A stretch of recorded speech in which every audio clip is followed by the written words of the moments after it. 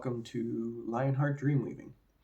My name is Matthew, and today I have for you a bit of an educational video about the difference between the kings and queens in tarot card reading interpretation. So this is a kind of topic which I see a lot of people getting confused about, or people who are new to the subject and learning about tarot, or even also people who have been doing it a while and are, offering their readings and interpretations publicly, like for example on this YouTube platform. Because a lot of people, it's just hard to tell the difference of it beyond just the most obvious surface level thing, which is the gender. Because both of the energies, king and queen, are representing the most mature form of that element, of that suit in the minor arcana. So wands is fire, and swords is air, cups is water, and pentacles is earth. And I see like people doing readings, and then they will say like, oh, there's a lot of queens or something, and then you're like, oh, but it's not about the gender. Well, then what is it about then? So this is a question. How do they differ? How do you differentiate them? So my general rule of thumb for this is, I would say that the kings are more of internally focused version of that mastery. So it's more about control, containment, strategy kind of strategic approach of processing that energy, whereas the queens are external, extroverted flow of that form of energy. So it's a bit of the more naturally like wild, chaotic, uncontained form of that energy. So like a good metaphor to understand this is like, you have one type of element, say just for example water, because it's easy for this metaphor. The masculine element, the king element of this form of mastery, is the cup itself, which like contains and can hold the water, whereas the queen is the water, the actual flowing water. And so like without the cup, it just like flows like freely, right? And this you can apply it to each of the four suits there. So like, for example, starting, because I already said cups and water, so let's start with that. The king element, the king energy, I mean, is he is more, it's, so I guess let me preface this by saying, when you have mastery, I get, of one of the elements, someone who genuinely has mastery, they have access to the full spectrum of these traits, and they're able to, like, depending on the context of the situation, apply them as need be. But in a specific reading, sometimes a specific approach is being called for. So that's what the difference is, the differentiation between king and queen, and why one of them might come up instead of the other. So this is good to know. So with the King of Cups, for example, he's very deep feeling, but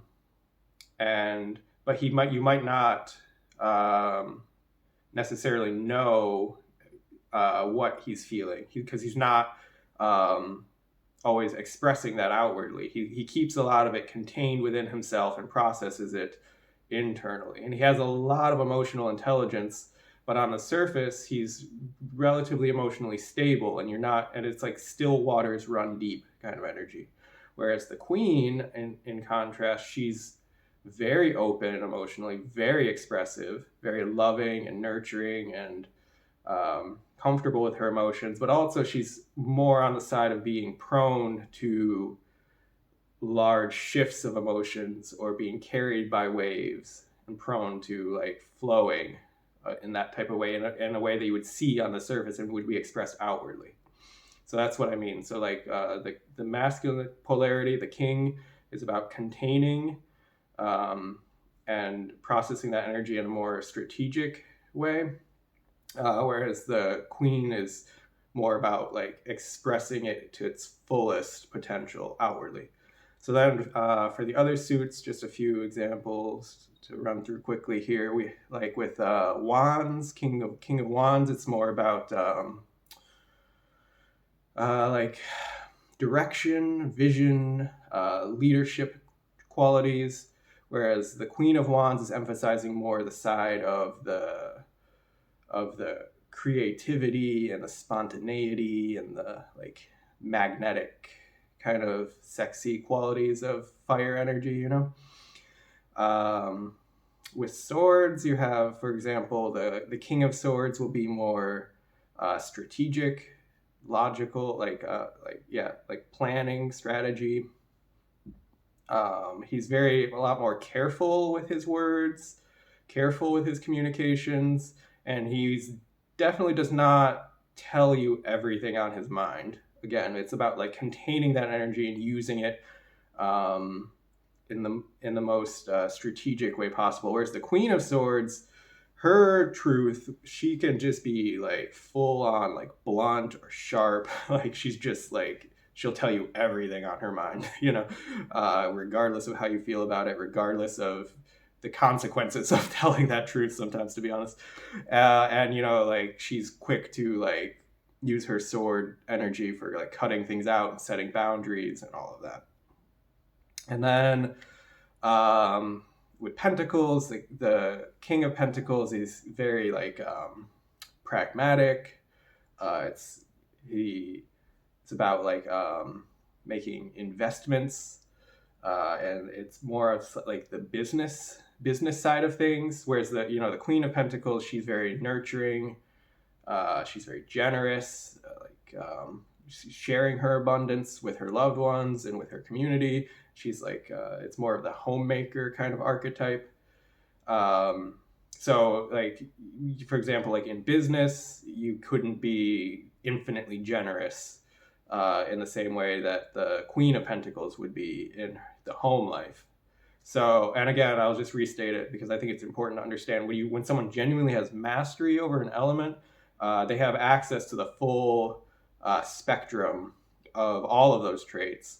But it's in a specific tarot reading, the message that's coming through might be calling on someone to be activating one end of the polarity or another end of the polarity based on whether there's a lot more king energy or a lot more queen energy present. So I hope that was helpful.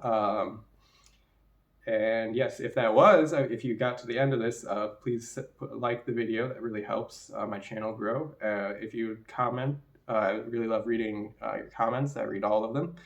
And subscribe if you'd like to see more content in the future. And I hope this was really helpful for you. And yes, thank you for watching.